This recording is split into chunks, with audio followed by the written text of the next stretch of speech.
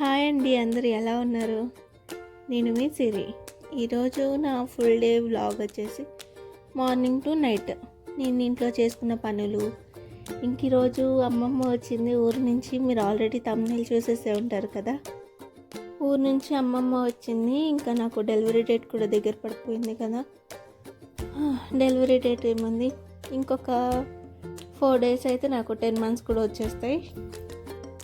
ఇంకా ఈరోజు మార్నింగ్ లేచాక ఇంకా టీ పెట్టేసి నిన్న నైట్ దోశలకి పిండి వేసాను. సో అందులోకి చట్నీ చేస్తున్నా. పచ్చిమిరపకాయలు కొన్ని ఉన్నాయని ఇంకా ఎండుమిర్చి కూడా వేసి చేస్తున్నా. చూసారు కదండి దోశ పిండి ఎంత బాగా ఫర్మెంట్ అయిందో. నిన్న నైట్ చేసి పెట్టాను. ఇంక ఈరోజు దోశలు వేసాను. ఇంకా పల్లీలు మాత్రమే ఉన్నాయి, పుట్నాలు కూడా లేవు. ఇందుకే ఇంకా పల్లీలతోనే పల్లీ చట్నీ చేసేసాను. ఇంకా ఫస్ట్ వచ్చేసి ఆ బౌల్ మొత్తం, ఆ గిన్నె ఉంది కదండి దోశకి పిండి కలిపిన గిన్నె, ఆ గిన్నె మొత్తం చేస్తే ఇంకా సరిపోలేదు. మళ్ళీ ఇంకా ఆ గిన్నెలోనే హాఫ్ పిండి మళ్ళీ కలపాల్సి వచ్చింది. ఇంకా అన్ని దోశలు వేసేసరికి నాకు బ్యాక్ పెయిన్ కూడా వచ్చేసి 1 నుంచి అలా కంటిన్యూ నిలబడే ఉండడం వల్ల ఇంకా అలా అయిపోయింది. ఇంకా మా హస్బెండ్ వెళ్ళిపోతున్నా అన్నారని చెప్పి ఆయన కోసం దోశలే బాక్స్ పెట్టేసాను. ఇవాళ రైస్ వండలేదు ఇంకా అందుకని బాక్స్కి దోశలు పెట్టి ఇంకా చట్నీ చేసి పంపించేసాను ఆయన. ఇంకా పిండి తీసుకున్నది అయిపోయింది కాబట్టి మళ్ళీ పిండి కలుపుకుంటున్నా. కొంచెం మాకు మళ్ళీ ఇంకా సరిపోవన్నట్టు మళ్ళీ ఇంకా కొంచెం పిండి కలిపి వేస్తున్నాను. ఇంకా అప్పటికే లేట్ అయిపోయింది. ఇంకా నేను దోశలు వేయగానే ఫస్ట్ నేనే తినేసాను. ఇంకా చెప్పానుగా మా హస్బెండ్కి బాక్స్ పెట్టి పంపించానని. అమ్మమ్మకి చెవుడు ఉంది, కొంచెం వినిపించదు మాటలాడితే. తొందరగా కొంచెం గట్టిగా అరిచి చెప్తేనే అర్థమవుతుంది. మా హస్బెండ్ వెళ్తున్నప్పుడు అమ్మమ్మకి బాయ్ అని చెప్పాడు. అది ఆమెకు అర్థం కాక నన్ను వచ్చి మళ్ళీ అడుగుతుంటే నేను ఆమెకి చెప్తున్నా బాయ్ అని చెప్పాడు అమ్మ, ఏమీ అనలేదు అని అంటున్నా. ఇంకా ఇది వచ్చేసి లాస్ట్ దోశ. ఇంకా లాస్ట్ దోశ ఇంకా 2 దోశ వేసుకొని నేను తినేసాను. ఇంకా తినేసి నా బట్టలు నానబెట్టేసుకున్నా. ఇంకా అమ్మమ్మని ఊరు నుంచి వస్తున్నప్పుడు కాటన్ శారీస్ తెమ్మని చెప్పాను నేను. ఇంకా ఆఫ్టర్ డెలివరీ నాకు కానీ బేబీ కానీ యూజ్ అవుతాయి కదా కాటన్ శారీస్. ఇంకా అమ్మమ్మని ఎక్కువగా కడుతూ ఉంటుంది ఆ కాటన్ శారీస్. ఇంకా ఉంటే తీసుకొని రమ్మంటే ఇంకా వస్తప్పుడు 5 శారీస్ తీసుకొని వచ్చింది. ఇంకా శారీస్ని నేనే సర్ఫ్ వాటర్లో తీసి కంఫర్ట్ పెట్టి ఆరేసుకున్నా. ఇంకా నేను నానబెట్టుకున్న బట్టలు మా అమ్మమ్మనే ఉతికేసింది. కరెక్ట్గా నేను వాష్రూమ్లోకి వెళ్ళి సర్ఫేస్ వాటర్ ఆన్ చేయగానే కరెంటు పోయింది. ఇంకా ఇది వచ్చేసి మా బెడ్ మొత్తం ఇట్లా మార్నింగ్ లేచే వరకు ఇట్లా ఉంటుంది మా బెడ్ కానీ మా ఇల్లు కానీ. ఇంకా బెడ్ మీద ఉన్నాయని మడతేసి పెడితే అమ్మమ్మ ఇల్లు ఊడ్చేసింది. ఇల్లు ఊడ్చి బయట మొత్తం ఊడ్చి పెట్టింది. ఇంక ఇది వచ్చేసి ఆఫ్టర్నూన్ టిఫిన్ చేసేసిన తర్వాత ఆఫ్టర్నూన్కి లంచ్కి ప్రిపేర్ చేస్తున్నా. అక్కడ ఫస్ట్ పెట్టిన ఎగ్ కొంచెం క్రాక్ ఇచ్చింది, అందుకే అట్లా చూస్తున్నా. ఇంకా చూసినట్టే అది మొత్తం వైట్ మొత్తం బయటకు వచ్చేసింది, ఎల్లో ఒకటి మిగిలి ఉండే. ఇంకా మొత్తం 9 eggs వేసి కర్రీ చేశాను. రైస్ ఆల్రెడీ కడిగి పెట్టేశాను, బియ్యం. ఇంకా ఎగ్స్ పొయ్యి మీద పెట్టేసి ఆనియన్, టమాటో, పచ్చిమిర్చి, కరివేపాకు అన్నీ కట్ చేసి పెట్టుకున్నా. పెట్టేటప్పుడు మాత్రం డెఫినెట్గా ఉప్పు వేయాల్సింది అందులో.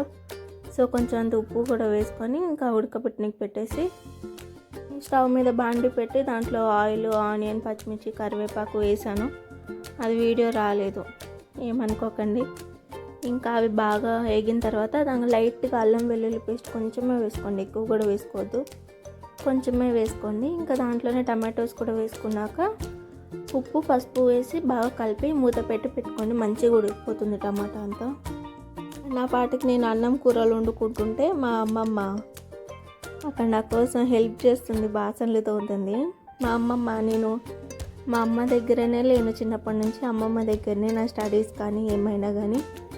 నేను అంగన్వాడీనే, మాకు యూకేజీలు ఎల్కేజీ లాంటివి ఏమీ లేవు, అంగన్వాడీనే స్టార్టింగ్. ఇంకా అంగన్వాడీ నుంచి 10th వరకు కూడా అమ్మమ్మ దగ్గరే ఉన్నా నేను. ఇంకా దాని తర్వాత 10th కూడా వైరస్ వల్ల పాస్ అయిపోయాను. చిన్నప్పటి నుంచి నన్ను పెంచింది ఈమెనే, మా అమ్మమ్మ, మా మమ్మీ.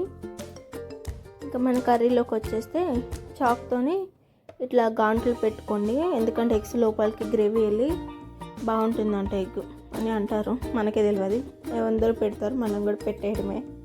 రైస్ కూడా బాగా ఉడికినాయి. అందులోని కారం వేసి కలుపుకున్న తర్వాత ఒక 2 minutes మూత పెట్టి చింతపండు కూడా పిసికి దాని పులుసు కూడా వేసేసుకోండి.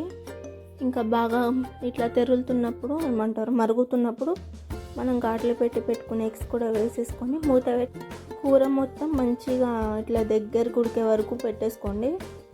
ఇంక ఇక్కడ అమ్మమ్మ బట్టలు అయితే ఉతికేసింది. మార్నింగ్ శారీస్ నేను జాడిచ్చానుగా అవి అమ్మమ్మ తీసి మడతేసి పెట్టారు. ఇంకా ఆఫ్టర్నూన్ లంచ్ చేశాక కాసేపు పడుకొని లేచాక ఇంకా అమ్మమ్మ అయితే నా బట్టలన్నీ ఉతికేశారు. ఆమెను ఇంకా మడతీసి తీసుకొచ్చి లోపల పెట్టేసి ఇంకా బట్టలు ఉతికేస్తామని బట్టలు కూడా ఉతికేస్తే ఇంక ఇద్దరం కలిసి ఆరేస్తున్నాము. ఇది వచ్చేసి ఇంక ఈవినింగ్ నైట్ టీ తాగిన తర్వాత నైట్కి వంట చేయడానికి మా అత్త అమ్మ మెంతం కూర ఉరుస్తున్నారు ఆకులు. ఇంకా నేను అవి తెచ్చుకొని లోపల తీసుకొచ్చుకొని ఇంకా ఆకులు మెంతం కూర ఆకులు ఒలిచారు కదా, ఇంకా అవి ఆకులే ఉంటే నేను కట్ చేసుకొని ఇంకా కర్రీ కూడా పొయ్యి మీద వేసేసాను. పక్కన అన్నం పెట్టేసి ఇంకా పక్కన వీలైనంత సన్నగా కట్ చేసుకోండి ఆనియన్, అప్పుడు బాగుంటుంది కర్రీ.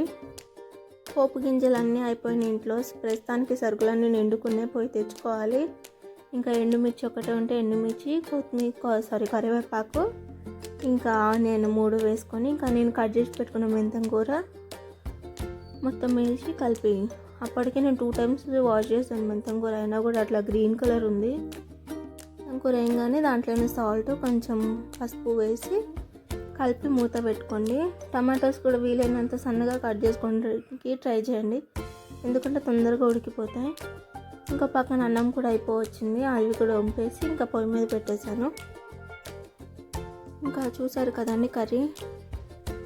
టమాటోస్ వీలైన సన్నగా కట్ చేసుకోమంది ఎందుకే చూడండి ఎట్లా ఉడికిపోయిందో మెత్తగా, అందుకే అట్లా చిన్నగా కట్ చేసుకుంటే తొందరగా ఉడికిపోతుంది. ఇంకా దాంట్లోనే కారం వేసుకొని మంచిగా కలుపుకొని ఒక 2 minutes మూత పెట్టుకుంటే మన కర్రీ కూడా రెడీ అయిపోతుంది.